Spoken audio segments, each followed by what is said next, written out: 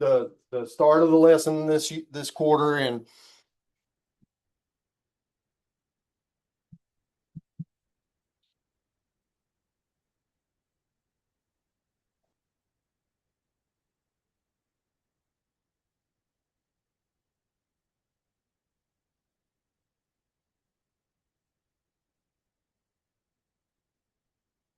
so this was the verse that we kind of put this whole entire lesson on. And so this morning, as I said, we're going to go through each one of these, talk about them a little bit, kind of just as a refresher. I think it would be really good to go through. Some of you might not have been at some of the lessons. And so I thought it was good if we just went through and reviewed those. So the first one that we talked about this quarter was being an encourager. I thought we had a really good conversation about this. If you look in Proverbs chapter 25, verse 25, the proverb writer here says that anxiety in a person's heart weighs him down, but an encouraging word brings him joy. You know, when you think about that, that is so true. If you think about your own life, the times that you're the most anxious or you have something going on, somebody were to say something encouraging to you, how it can lift you up. I also think it's interesting that the person doing the encouraging is also lifted up. I know our challenge that week was to encourage people, and I know I tried to do that, and it seemed like when I encouraged people, it lifted me up as well. If we talked a little bit about this, of what encouraging heart looked like versus a discouraging heart, and I'm sure you'll remember what the encouraging heart looks for opportunities to strengthen people. It looks for opportunities to build people up and encourage others. A discouraging heart becomes critical, cynical, jealous, and is focused on what's wrong with others. And I think in our world today, we're inundated with that every single day, right? Whether it's media, uh, social media, whatever it is, most everything it seems is critical. Hebrews 3:13 says, but encourage each other daily while it's still called today, so that none of you is hardened by sin's deceptions. We talked about this some in our class, is how sin can be so deceiving to us. Makes everything look really good. And then the consequences of that sometimes are not the case. And sometimes after those consequences, if we're not careful, I think we can become hardened by that because we're like, where's God? Or where is our help there? And I think we see here that it's for us to encourage one another in that way. So, kind of wrapping up, being an encourager, a guarded heart doesn't avoid tearing people down, it intentionally builds people up. I think the key word here is intentional. I think for us to be an encourager, we in the world we live in today, I think we're going to have to be intentional with that. No doubt in my mind about it. So number two was be forgiving. This was one of the harder ones. We talk about this in our class a lot with forgiving, and it's a difficult thing. There's two or three of these that are really difficult. You look at Proverbs 19:11, says a person's wisdom has made them slow to anger, and it is his glory to overlook an offense. I love this word glory. You know, we think about that sometimes maybe as pride, but I like this here, this word, because again, the proverb writer is telling us that if we can overlook offenses, it's a really big thing to us, right? It's glory to us. It's hard. I think that's why he says it this way, because he knows that it's hard to do sometimes. And so I think looking at this proverb, I think that word, that term glory really makes sense to me. If you look at what a forgiving heart, what we talked about was that a forgiving heart is peaceful, it's compassionate, it's patient, and it's free. To me, the key word in this list is free. A forgiving heart, a person who can be forgiving, is going to have freedom. You're not going to be so oppressed or burdened with these old offenses like unforgiving heart says here. Bitter, resentful, angry, and then burdened by old offenses. We've got to let those go to be able to really forgive. Ephesians 4:31 and 32 talks about putting away all this bad stuff and really concentrates on forgiving one another.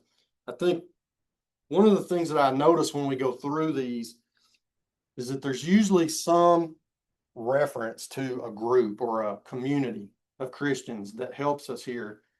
Encouragement was one. You look at Ephesians here, it talks about us to put away bitterness and then be compassionate to one another. So you'll see that as we go through, there's some others that really focus in on that, being a part of the Christian community that gives us the help with these. So I thought this one was really good for a ending with forgiving. When forgiveness doesn't change what happened. That is, if we can get that through our mind, it is such a big deal to then finally get over. I think it's not going to change it, but it keeps from what happened from changing our heart, or hardening our heart toward others, or maybe even a situation that comes along like it later. We just don't want to be in that spot. We want to be able to forgive the best we can. Again, a lot easier to stand up here and teach and talk about forgiveness. I don't know your situations. Sometimes they're really difficult, and sometimes they take a lot of time. Right. Number 3 was be truthful. So Proverbs 12:19 says that truthful lips endure forever, but a lying tongue lasts only a moment. I love this proverb because isn't it true that when you think about the times in your life, maybe none of y'all have ever told a lie, but I've told plenty. And it seems like when you do tell those lies, they don't last very long. It's pretty easy to get caught. But if you're known as a truthful person, it really becomes part of your whole persona. And I think that's what the proverb writer's saying here. A truthful heart, they're honest, transparent, authentic, trustworthy, all these words that we would all use. An untruthful heart is deceptive, hidden, hypocritical, and unreliable. We just if we know people who just have trouble telling the truth, and we probably all do, they're hard to rely on, aren't they? And so you think about that just being a truth or a heart issue really becomes a problem. Colossians 3:9 and 10 says, don't lie to each other, right? And I think the thing that this verse brings out is that since you have put off the old nature, so we as Christians have said we're not going to be like the world anymore. And we've embraced, I love the word, we've embraced this new nature. Doesn't mean we're perfect, but by embracing it, it means we're going to move toward it. And so being truthful is one of those things that I think has to be in our thought process. So a guarded heart or a truthful heart has nothing to hide because truth is not simply something we speak. It is a way we choose to live. This is a little deep, but I thought after I read this, it's really true. You think about people that you know who maybe do have a little trouble telling the truth. It kind of permeates through their life. It's not as solid as it is if they're truthful. So number 4 is be pure. So I got to tell you a little funny one here. So we know we're recording the lessons now and have them on YouTube, and so I can see how many views there were. And this one was the least viewed of all that we've done. It's not even reached double digits yet. Everything else is in the 20s pretty much, but this one's still stuck at about 8. So it tells you that this one was one of the harder lessons that we talked about. I thought it was kind of comical. So I'm using our main verse because I really think it's true for this one. You guard your heart because everything you do flows from it. And it's really true when you think about this. And in a daily setting, if you think about the things that you do, they come from your heart and mind. That's just where they come from. A pure heart, we talked about this, was focused, sincere, self-controlled, centered on God. An impure heart is distracted, it's double-minded. It can do things one time and then come to Sunday school and do another thing, right? It's double-minded, impulsive, and self-centered. To me, really, the pure heart versus impure heart to me comes down to God-centered and self-centered. We know this from just being Christians. Most everything we do as a Christian comes down to can we put others before ourselves or other things, or can we discipline ourselves? It's really hard to do, but that's what it comes down to. 2 Timothy 2:22 says, flee. This is the word, flee from youthful passions and pursue righteousness, faith, love, peace. That's along with those who call the Lord from a pure heart. So again, you see here, this community, right, of Christians is something that we're supposed to help each other with. So this pure comment right here to me sums it up. And it pretty much, to be honest with you, may sum up this whole thing about guarding our hearts. If I was just going to have to pull one thing out of this whole entire series that you remember, is we cannot continue to fill our hearts with the wrong things and then expect the right things to flow from our heart. It's just not possible. Guard what gets in your heart, because what fills your heart pretty much is going to shape your life. And I'm telling you, we all know that. That just doesn't go with, that pretty much goes with anything we do. Okay? Is you think about food, whatever, it's how it works. Be content. This was the one that I didn't like. This was the lesson that I didn't like. And be content. Proverbs. This is one of my favorite Proverbs. This is not Solomon. This is Agyar. I don't know who our Agyar is. I didn't look it up. Doesn't really matter to me. I just know I like this proverb. It's Proverbs 30, and I think it's 31 also, but 30 for sure. And I love this because he says, there's a lot of things that he goes through here, but this particular thing always jumps out at me. Says, don't make me too rich or too poor. Give me only enough food for each day. If I have too much, I might deny that I need you, Lord. But if I'm too poor, I might steal and bring shame to the name of my God. Now, in this particular case, we're talking about content. We're not talking about whether or not we're too rich, too poor. I think it's the part that says, if I have too much, I might deny that I need you. And I think that's, for us as Americans, is the biggest thing, because we probably all have more than we necessarily need. That's not, I don't want to, I don't, again, I don't know everybody's story, but I'm saying, if you just look at the rest of the world, we're blessed beyond measure in the US. And so this is something that I think we really struggle with, or at least I struggle with, is that sometimes I can, have enough or do enough that I get confident that it's me and not the Lord. And I need to back up with that sometimes to really make sure that that's not the case. A content heart is grateful, it's peaceful, it's generous, it's satisfied. And a discontented heart is envious, it's restless, it's selfish, it's always wanting more. That one of the reasons why I don't like this lesson a lot of times is because I can see myself in both of these. And one of them's really nice and one of them's really ugly, and it's just how we are as human beings. I think it's the way we were made. 1 Timothy 6:6 says, godliness combined with contentment brings great profit. We obviously know that Paul here is not talking about money profit, even though that can be the case in some cases by a person being content. But I think, and we also know that being content is not just the status quo or not doing anything. It's more about this quote or this comment. Contentment begins when I stop measuring my life by what I lack and start recognizing what God has already given me, which is a really difficult thing to do, right? So I'm going to stop just for a second. We're halfway through. So has anybody got any comments or thoughts or want to discuss one of the first 5 that we've talked about?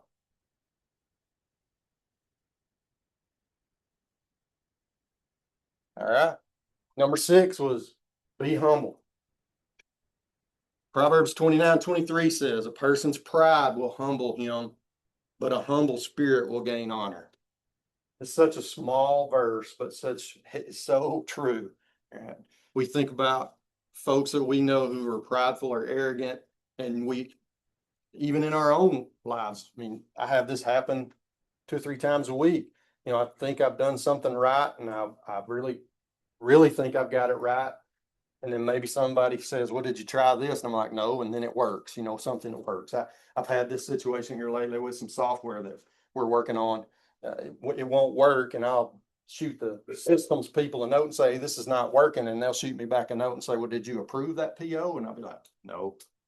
So it's this humble spirit thing is something that I think it takes us a long time to get to. And it's not something that we learn automatically. A humble heart, it serves people, it listens to people, gives other people credit, and it's Christ-centered. So we're always thinking about Christ in those situations, where a prideful heart is going to be proud, defensive, self-centered, and seeks recognition. Again, back to this self-centered versus, or Christ-centered versus self-centered. Almost every single one of these, we could put that in there. It's just something that I think we all struggle with. Philippians 2:3 says, whatever you do, don't let selfishness or pride be your guide. I did not have this verse in our lesson before, and it just jumped out at me that I thought, this is exactly the key right here. Right? When you're thinking about what you're going to let guide your life, it's not self, it's not me. If you're in a situation where you're trying to make a decision, trying to figure something out, and the only thing you're thinking about is how does this affect me, that's probably not what we're looking for. It's hard, right? But I think it's what we're trying to do. So we're wanting to honor others more than ourselves, which is, again, really difficult to do.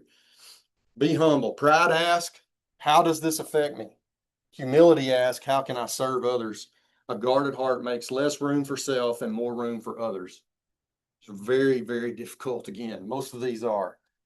We'll talk in a little bit about why they're important, though. Number 7 was be spirit led. This is a really good lesson. I thought this was something that we all like to talk about. I got a lot out of studying this lesson. Proverbs 3:5-6 says, trust in the Lord with all your heart. Do not rely on your own understanding. Acknowledge him in all your ways and he will make your path straight. Doesn't mean everything's going to be perfect all the time. But the thing to me was trust the Lord. And the two key things, trust in the Lord, do not rely. We're trusting him. We're not relying on our own understanding of things. We're trying to understand how God or how he wants us, how the Lord wants us to react in certain situations. Again, when that happens, sometimes that's against what we want to do. It's against self because the Lord is really in a spot where he's trying to make us love and understand and see other people above ourselves.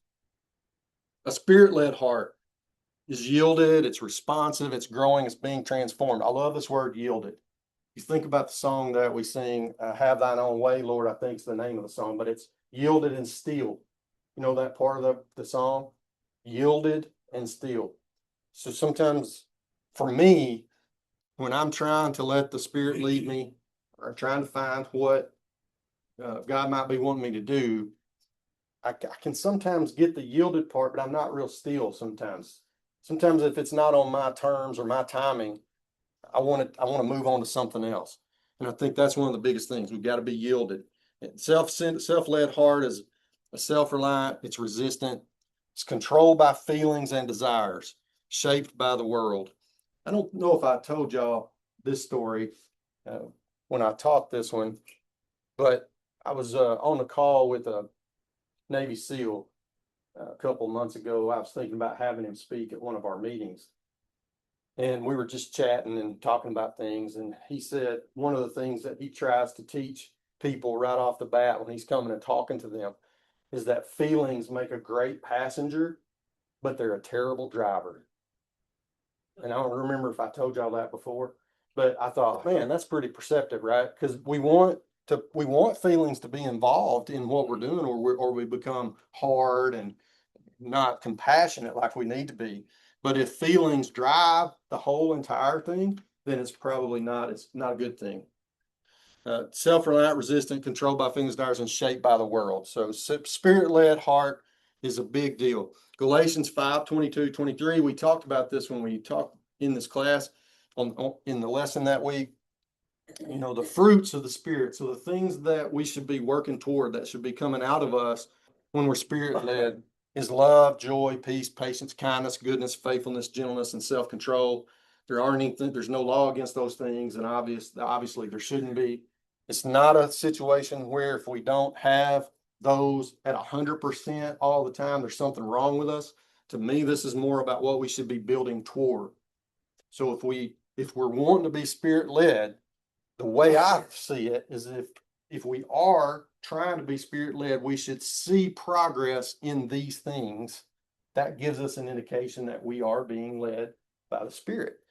I think this last verse or this last slide here on spirit-led is a guarded heart doesn't simply ask, what do I want to do?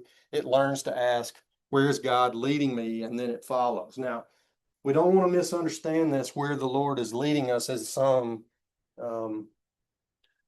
spiritual experience, if you will, or some miraculous experience necessarily. The Lord gave us his word, and we know how the Lord would have us, how we would have him, how he would lead us if we'll just be in his word, which we'll talk about in a minute on the 10th one. So sometimes I think even when I teach this, sometimes I get a little crazy about talking about how the Spirit can lead us. But I think if we really are conscientious and we're really trying, and using the example of maybe studying, is when we open our Bible, if we ask God to help us, I believe he will. We may not see that for a while, but I believe he will. I believe that's what the Spirit's there for. It's indwelled in us to help us with those kinds of things. So number 8 is be grateful. Proverbs 15:15 says, all the days of the oppressed are wretched, but the thankful heart has a continual feast. I really love this proverb. It kind of puts it all into perspective. A guarded heart or a thankful heart would be thankful. A great heart would be thankful, joyful, hopeful, would be appreciative. An ungrateful heart is going to complain, going to be discouraging to others, be negative, and the ugliest one to me here is entitled, which I'm sure all of us have struggled with at times. I know I do at times. There are times when I think I've done something to earn something and I'm entitled to it. I don't know if you've ever heard Nick Saban's little, he calls it a lecture, but it's about a 2-minute clip on the word nothing. I don't know if you haven't, you ought to look it up, but it's the lecture of nothing. And he says, we're owed nothing in this world. Nothing. Right? You have to earn it. So I think it's kind of interesting how he puts that. And he's right. Our entitlement sometimes keeps us from doing the best that we can in things. First Thessalonians 5:16-18 says, always be full of joy, never stop praying, and whatever happens, always be thankful.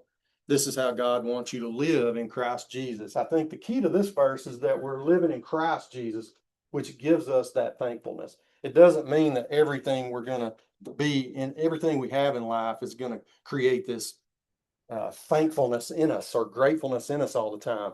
You know, the things that people go through. Just take Leslie for an example. She's gone through this kidney situation, thinks we've got it healed, and all of a sudden it's right back. You know, be hard to be thankful for that in the moment. You know, and so, but hopefully, you know, if it were to end up being a medicine situation and they fix that, then this little relapse could have been something that was good for that. Right? So it's not about being, you know, oh, I'm so thankful for all these sufferings. It's just being thankful that God's there with us and Christ Jesus is who we're living through. So to sum up the grateful thing, we all have problems. I think everybody would agree with that. And we all have blessings. So if we were to really sit down and count them, we may not have the same blessings that everybody else has, but we have blessings. The direction of our hearts is often determined by which one we choose to dwell on. And I don't know about y'all, you may not be dwellers, but I'm a dweller. I dwell on things. Something gets on my mind, and it's hard for me to get it off. I want a solution to things. Last night, I was thinking about something at work, trying to go to sleep, and I just couldn't get it off my mind. I was just dwelling on it over and over again, trying to come up with a solution. And I think that's what we do sometimes when we're trying to be grateful. We dwell on our problems because that's the thing that we've got to solve. We have a tendency not to look at our blessings. We may compare ourselves to someone else. So number 9 was be watchful. Pay close attention. Proverbs 4:26-7 says, pay close attention to where you walk. Stay on the safe path and turn away from evil. I think that's all of our intents, right? None of us want to be on the evil path.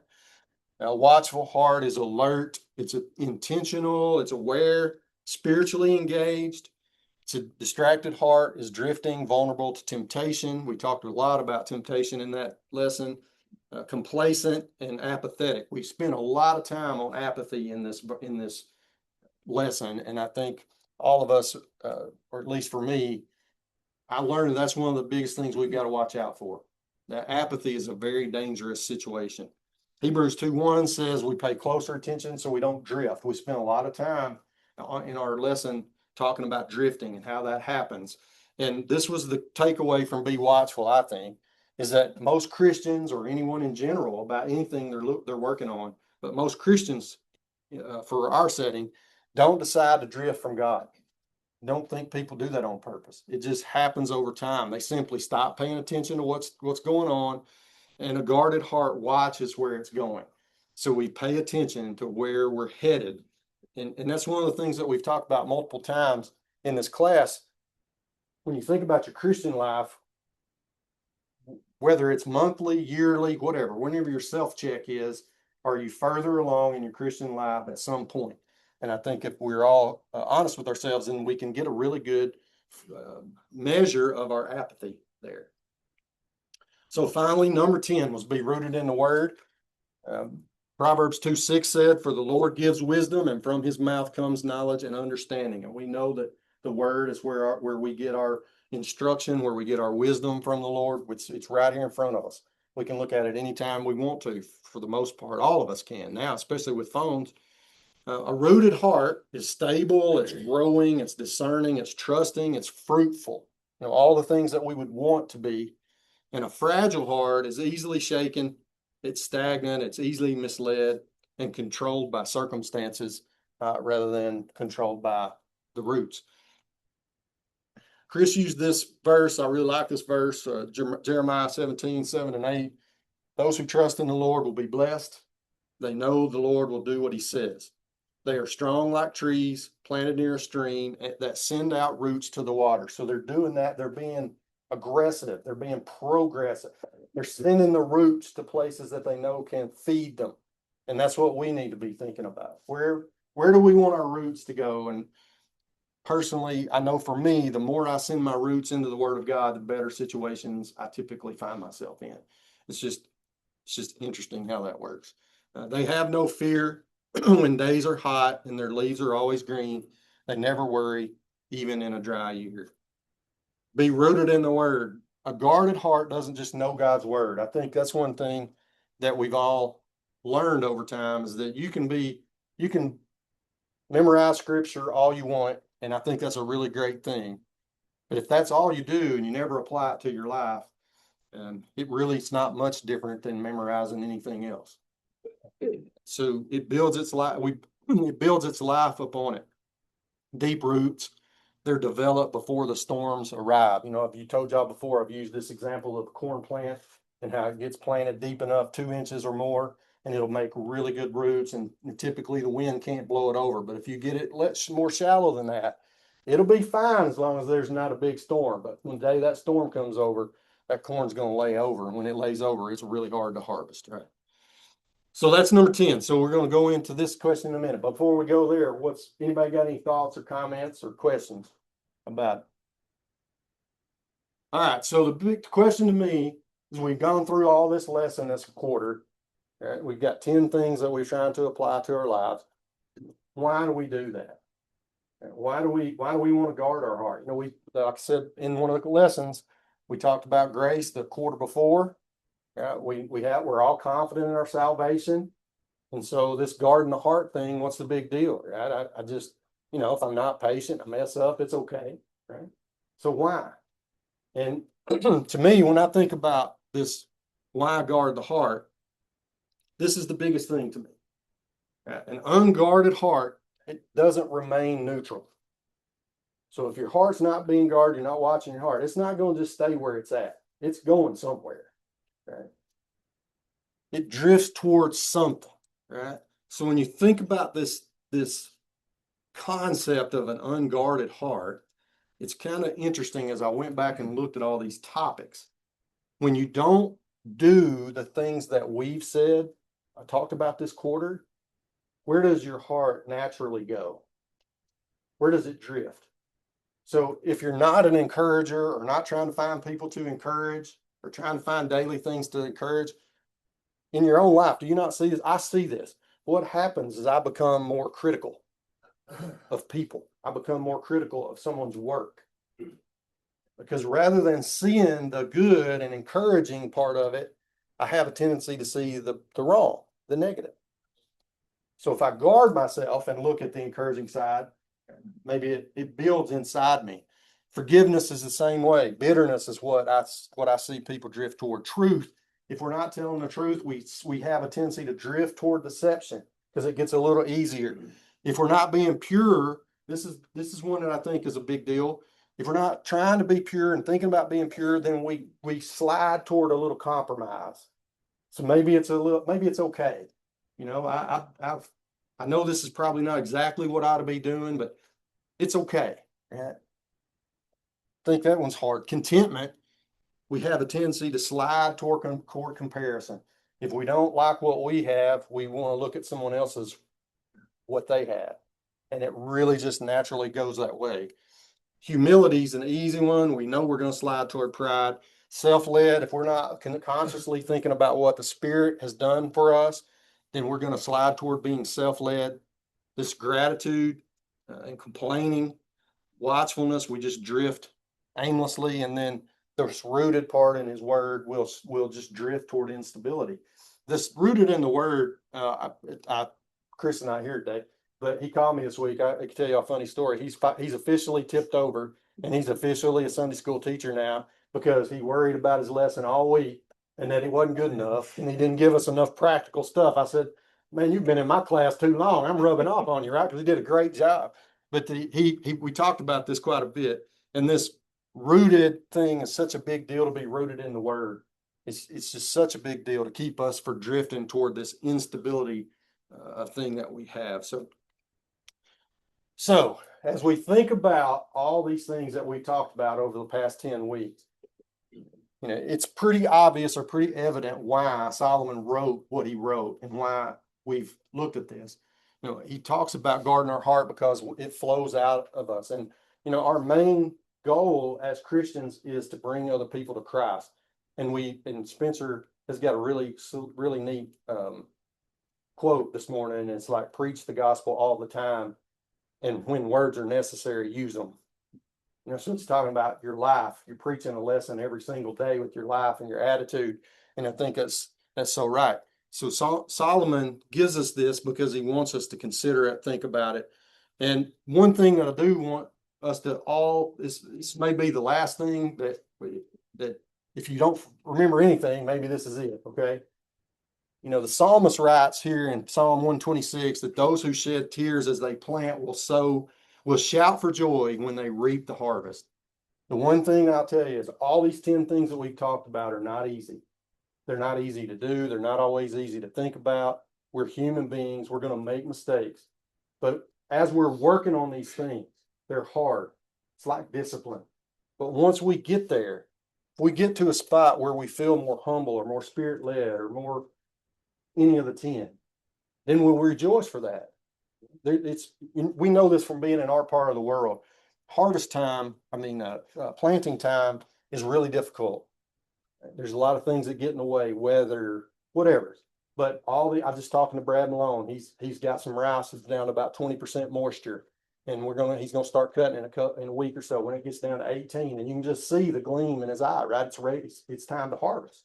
And I think this is something that if we'll just concentrate on this and not think about how hard it is on these 10 things, that we can move forward, which is all we're really trying to do. So the next 2 weeks, let me give you a little update here. So next week, I'm going to be out of town. I got to catch an airplane at about 10:30 Sunday morning. So I'm going to be out. But Blake's going to teach next week. I think he's considering teaching on prayer. I'm not sure exactly, but he's going to give you a little break from the 10 things. But then the next week, we're going to finish this quarter up, and we're going to finish it with the heart of Jesus. So we're going to look at Jesus and what his heart brought us and what we need to do to get there. Okay, so I think it would be interesting to see, but I'm really looking forward to that lesson. I've got a little bit of outline already made, and Jesus' heart's an interesting thing to study, right? So, all right, so that's all I got. Have a great week.